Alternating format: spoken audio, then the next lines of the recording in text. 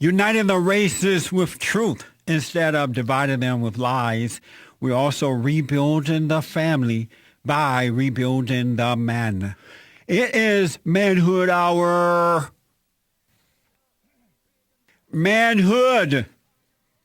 Rebuilding the family by rebuilding the man. If we don't bring men back to the order of God, it's over for America. It is absolutely over. A lot of talk about the atheist movement out there. It seems as though they are on the rise right now. The attack on Christmas, all kind of stuff going on. And I want to talk about some of those issues as we move forward today. I have with me Dr. Daniel Fincke. He received his Ph.D. in philosophy from Fordham University. He is currently an adjacent assistant professor of philosophy at both the City College of New York and Hofstra University, I believe. He has a blog, Camera with Hammers, on the Patheos blog network. He wrote a very interesting article, and I wanted to talk to him about that and other things. How I wish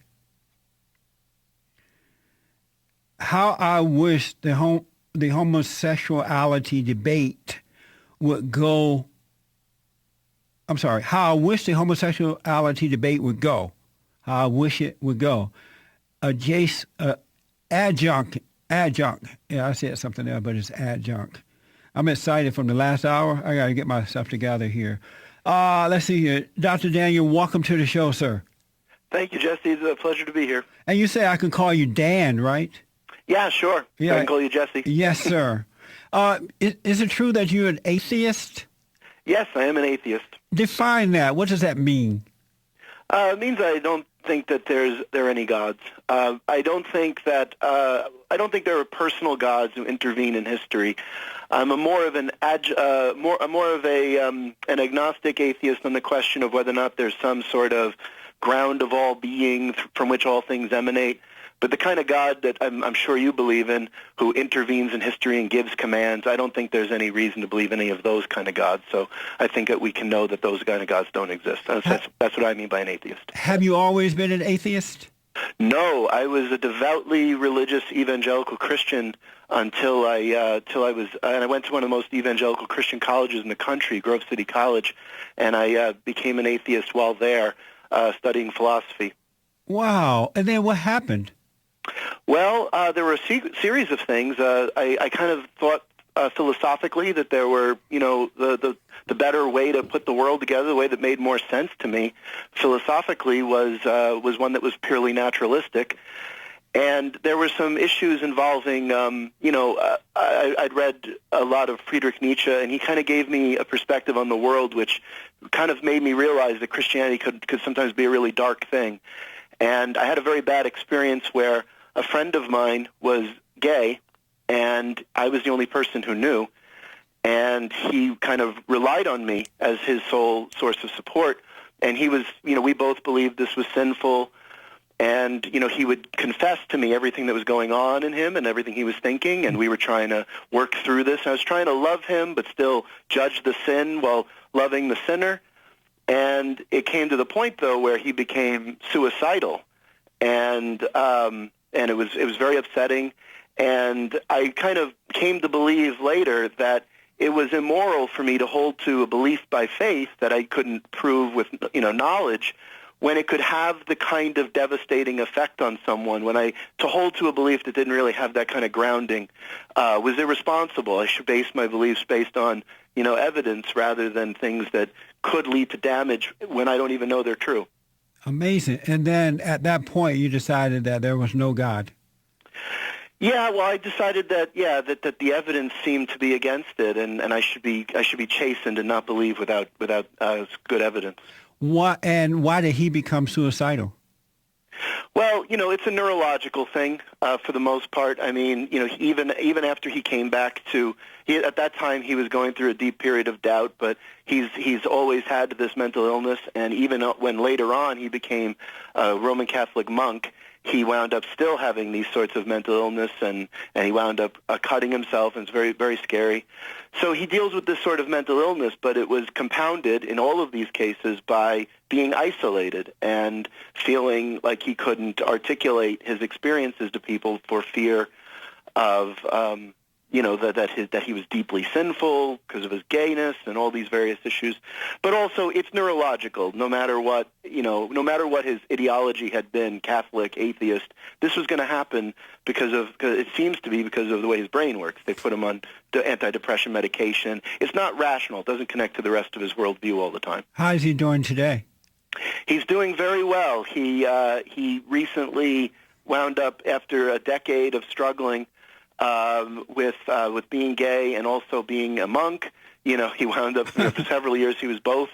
This past year, after I did an interview with him on YouTube, where we talked about these issues, about what it is for him to. He was trying to be gay and yet celibate, and do both and kind of live that way. And we had a long conversation online, and some people objected.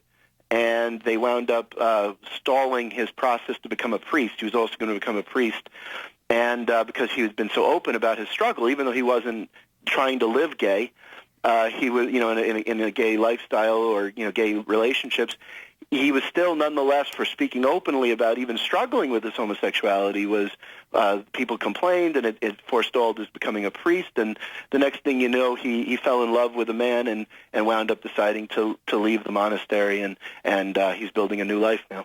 Amazing. And so did he have conflict because he knew it was wrong being a homosexual, or did he have it because of what people or Christians were thinking about it? I think, you mean in the beginning? Yes. I think in the beginning it was because he believed that it was wrong. Yeah, and I think as time went on, I think all along it's been because he has believed it was wrong. So he knew within himself that it was wrong. He just didn't know how to overcome it, and that brought on the conflict.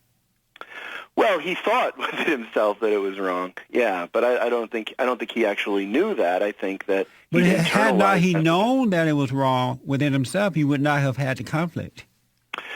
Well, you could say that, but you could also say that if he really knew it was wrong, then who wants what's wrong, right? Nobody wants what's wrong. But he had strong desires that were leading to him what for him would really be good. What's going to be good for any given person is what's going to lead them to happiness and fulfillment. And if this is going to be a constant source of torment, I don't see how it could be wrong for him to abandon fighting it and actually find love in a relationship. How could that be wrong? Well, we all are born in sin, and within us we know at some point we start to understand that this sin is wrong, and if we don't repent, it does bring on conflict. It brings on guilt. And in that guilt, we don't, we want to try to get out of the guilt, so we either accept it or blame others for it or whatever people do. Let me take a quick break. I'll come back. Daniel, you can pick up on that. Back in a moment. My guest is Daniel Fincke. He is an adjunct assistant professor of philosophy at both the City College of New York and at Hofstra University. I'm talking to him about his article on Patheos blog, How I Wish the Homosexuality Debate Would Go. Daniel, I said that we're all born in sin, and if we don't overcome it, it will cause conflict because we feel guilty about the sin.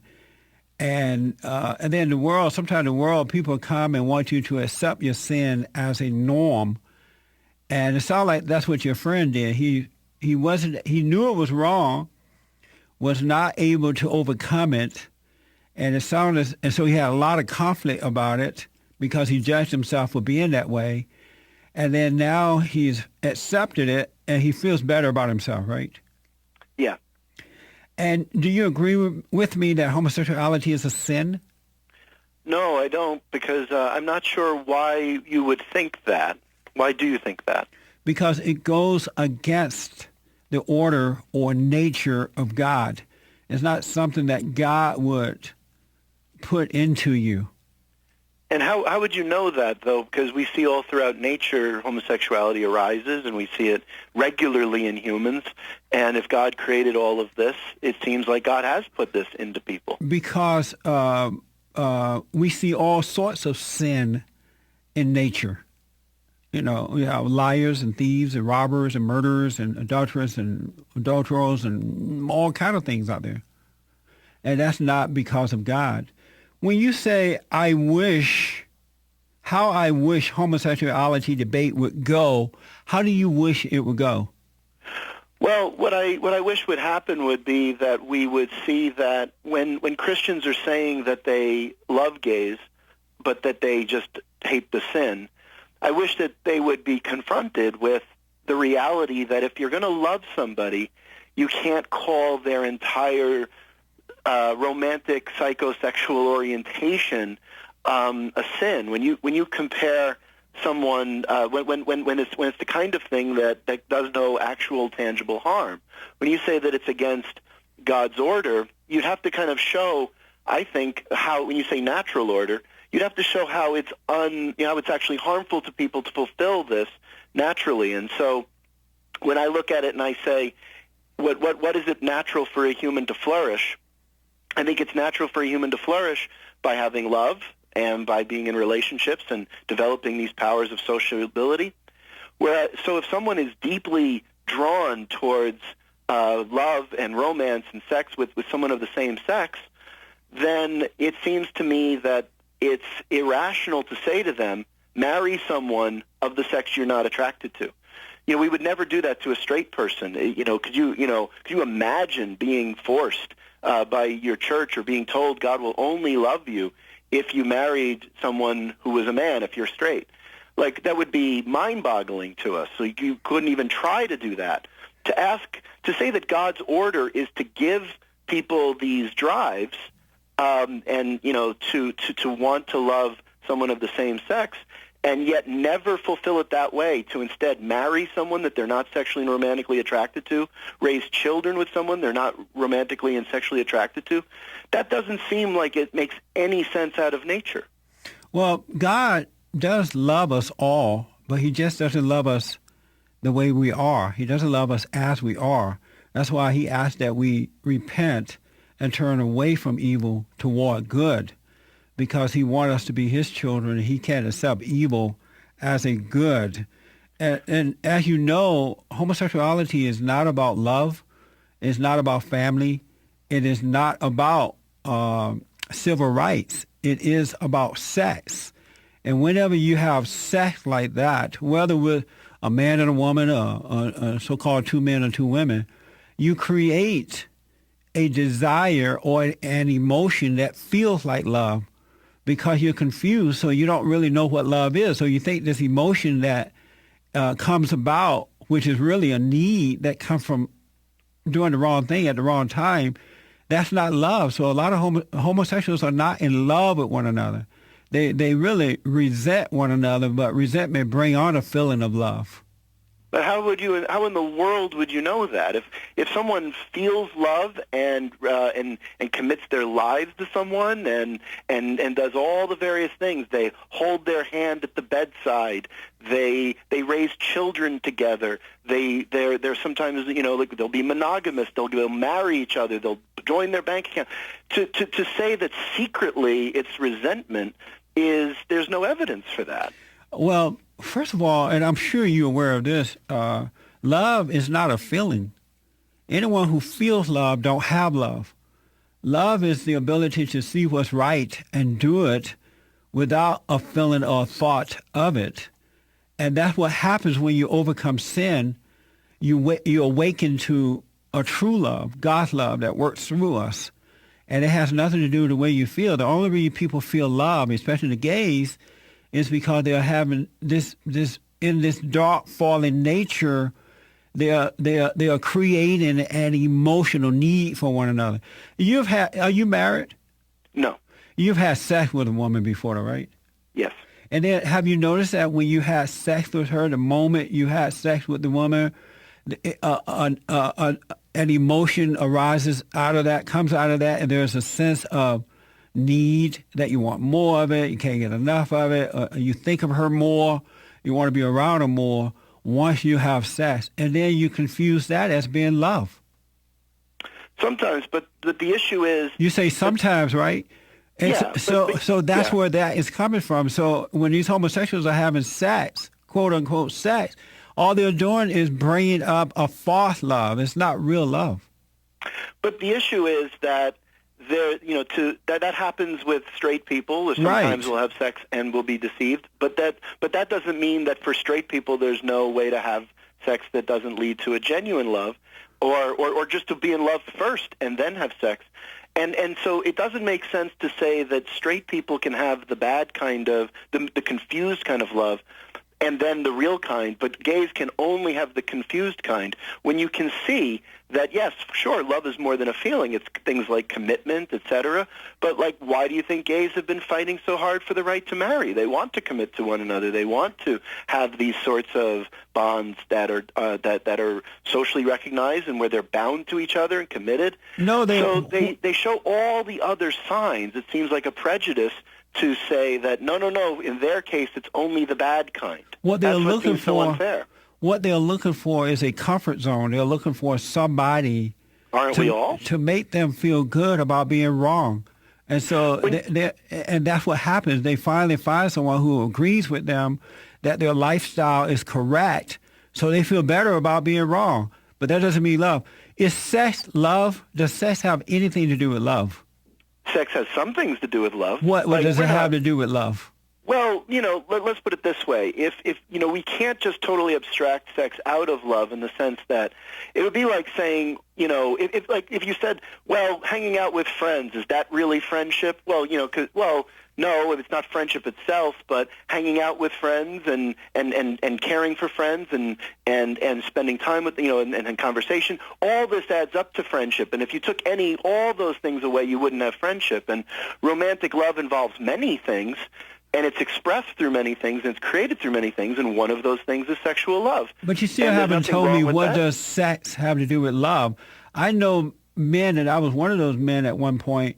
I could have sex with everybody and their mama and felt love for each and every one of them, but it has nothing to do with love. It was just about the sex. It's a component. It doesn't have to be only with love, but when you're in love, it's something which intensifies that, and it's something which expresses it. And so it's part of love. It's not just identical with love, but it's a part of love. It can be. It doesn't have to be. But it has nothing to do, absolutely nothing, not one iota to do with love. Let me take a quick break, Daniel. When I come back, everybody and their mama want to talk to you. Back in a moment. How I wish the homosexuality debate would go. Talking with Dr. Daniel Fincke, and you can call him Dan. He is an atheist, and he wished that the Christian would treat the homosexuals.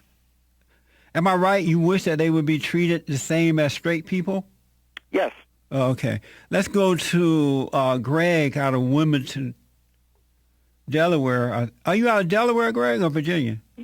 Yeah, Wilmington. Hey, Jesse, how you doing? He got Virginia up here for some reason. Delaware. Okay, thank you. Not close enough. No, huh? Hey, Greg. Go ahead, buddy. How you doing? All is well. By the way, Doctor, first of all, I like the way you debate. It's a very calm style, which is unusual for people who are against Jesse, so I respect that. What would be the sort of end game if you were successful in your arguments?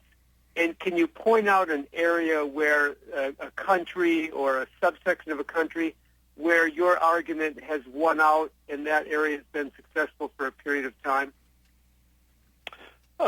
Well, you have my end game would be that gays would be treated with the same sort of moral respect and their relationship seen as equally valid on a full level culturally as straight people. And I don't know if that's fully happened anywhere, but I would say that we've made a lot of progress in Massachusetts in at least the legal dimension of that, and certain portions of the country like that, New York. So that's all it's about? If that part of Christianity is wrong, then much else of it must be wrong. So you're just like this one little sliver you're debating, but then you're going to leave Christianity alone otherwise? I don't understand. Oh, well, I mean, this isn't about, the issues related to gays are separate than Christianity entire. But sure, Christianity can survive this. It's not, I don't think it is the entirety of Christianity. People have moved on from stoning disobedient children or committing genocides like are in the Old Testament, or now they eat shellfish. Christianity has changed a lot of its, it doesn't own a lot of what's in the Old Testament. A lot of those codes, in fact, Christianity has survived divorce, right? Jesus said, that you could never, ever divorce, and yet now most Christians, I hope, would tell a battered woman to divorce that man, right? Christianity will survive. Aren't you saying you're an atheist, correct? Yes. So aren't Christians every bit as cuckoo as, say, somebody who believes in the tooth fairy? I wouldn't say cuckoo. I think it's wrong. but off. I mean, wouldn't you say by definition then they just believe in something that doesn't even exist? Yes, they do. Yeah. But I don't think that. Yeah. So you don't want them to disbelieve, but you do want them to believe that homosexuality is okay. Well, let's put it this way. I would prefer people not believe false things. So yeah, on a separate issue, I would argue against believing in Christianity if I think it's false. But separate from that, I don't think, if people are going to remain Christians, I would rather that they had the kind of interpretation that made it an acceptable world for gays. Thank you, Greg. So, go ahead, Greg, real fast. Oh, that's it. I'll let the next caller go. Thank you. I appreciate it. Thank you, Greg. I appreciate it. It's good to hear from you. Dan, I agree with you that Christians should not hate the gays, as we should not hate any sin. What it is, we should not accept sin. Don't think of sin as being good. And then that way we can overcome it. And we should treat all people the same, but we should not accept wrong as a good or right. And I think that's where you're confused. Well, what I would say to that, though, is if you're going to say that you hate only this one thing about someone, like I could hate someone. But not to hate it. You shouldn't hate it because we all born in sin and come short. Right. And so we should not hate it, but we all, even in ourselves, whatever our sins are, we should not hate the sin so that we can overcome it, because the moment you hate it, you would never overcome it. Okay, so you're not even saying to hate the homosexuality. So we should love the homosexuality? No, we should not accept it. We should know that it's sin, that it's wrong, so that we can encourage anybody to overcome whatever sin that they were dealing with. And homosexuals need love that says what is in you is wrong and you can overcome it. But that kind of love is in practice. If you call that love in practice, gay teenagers are being thrown out of their homes. You've got a situation where there's this high rate of gay suicide because of bullying, because that kind of love in practice is actually hurting people.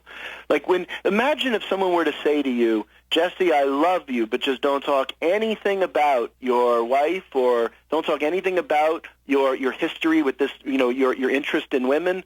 If someone were to say to you to tell your life story but pull out that part, or call that whole part sin, there's no way that someone could have their psychology intact. To gay people, this is their life story, who they love and what they want and their aspirations.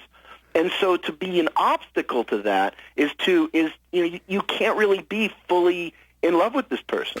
You can't really support them fully. If homosexuality is natural, why didn't nature, because you don't believe in God, you believe in nature, I assume, why didn't nature make it possible for them to have children without having to go outside of their homosexuality as God did with the straight folks?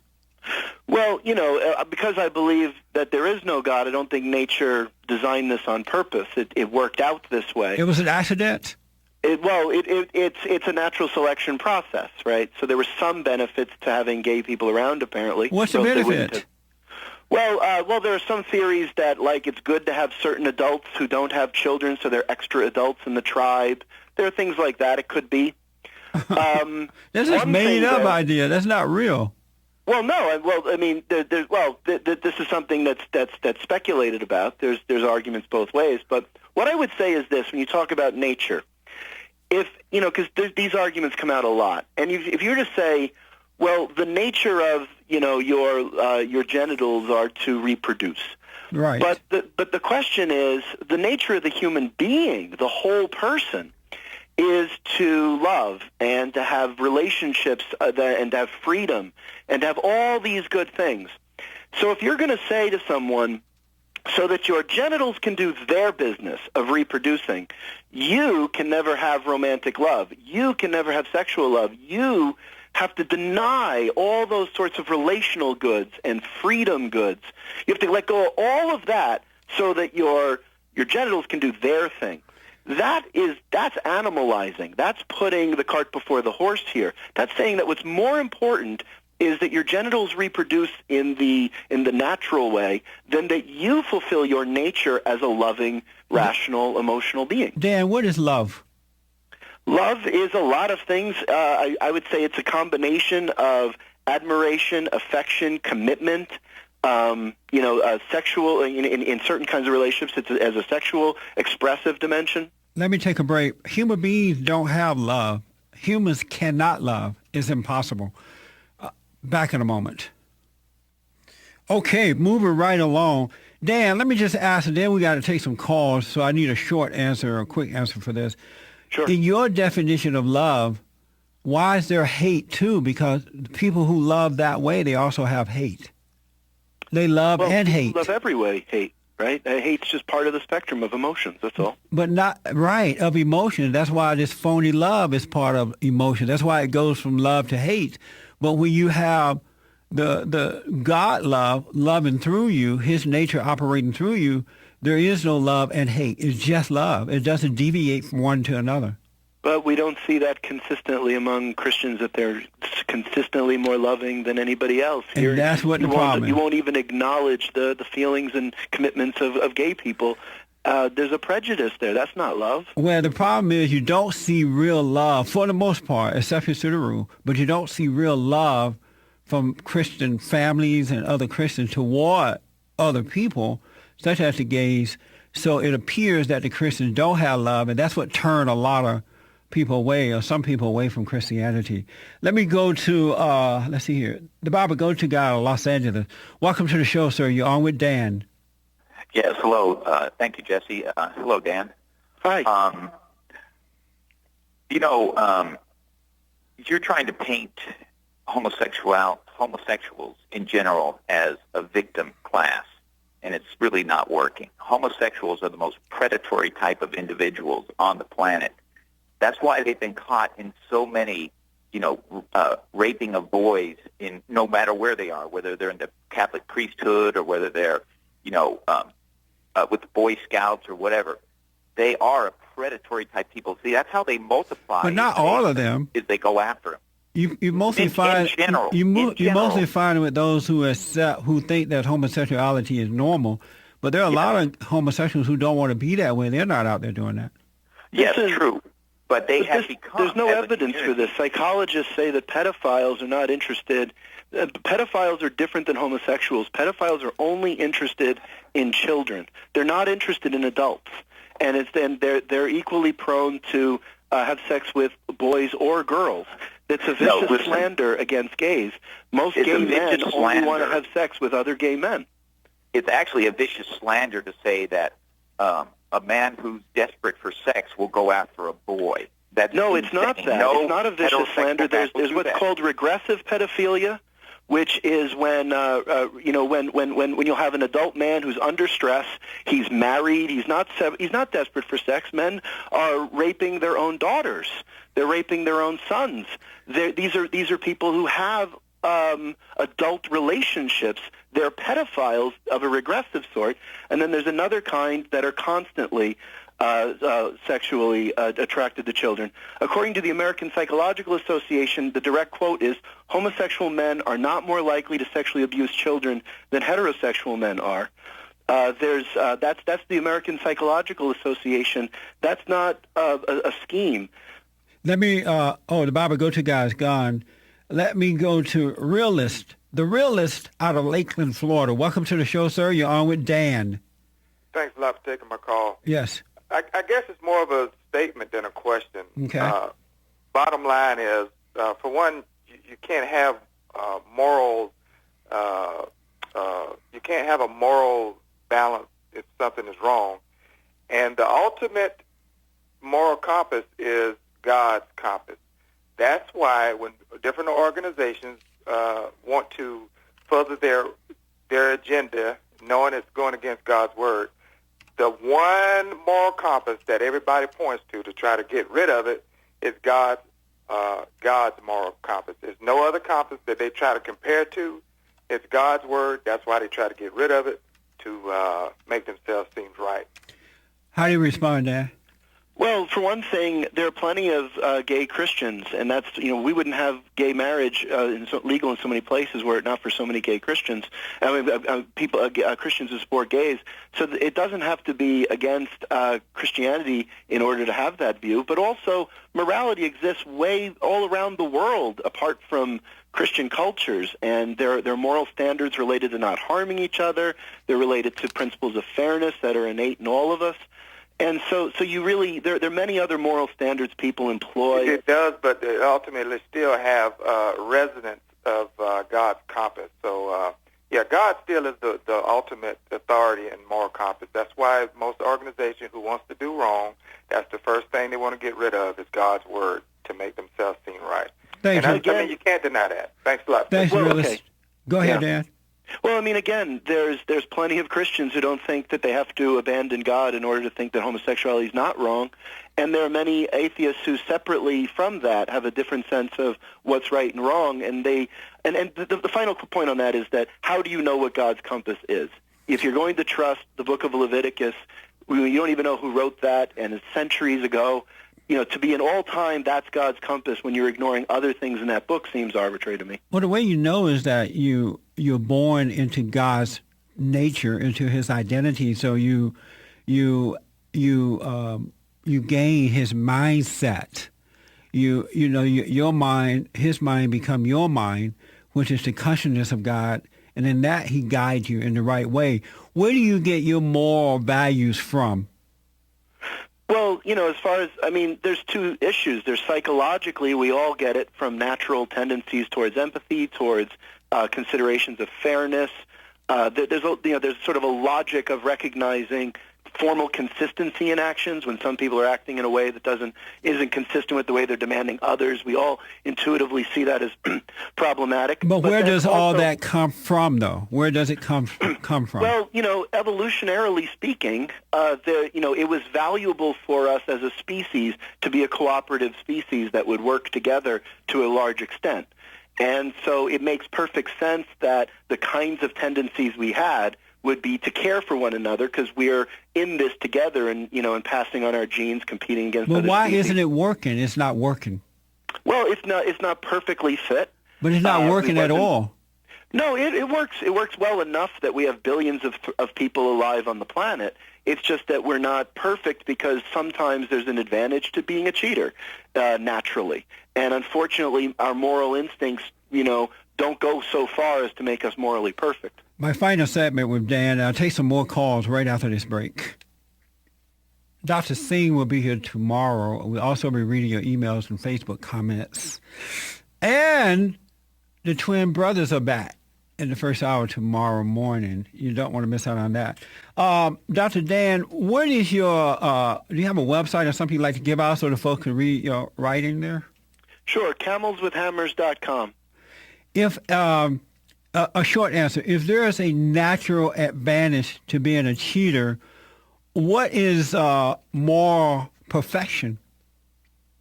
Well, what I think is that normally the advantage isn't to being a cheater. I think that if we look at it in the long term, what I would argue moral perfection is to be able to maximize all of our abilities in such a way that we empower the most other people.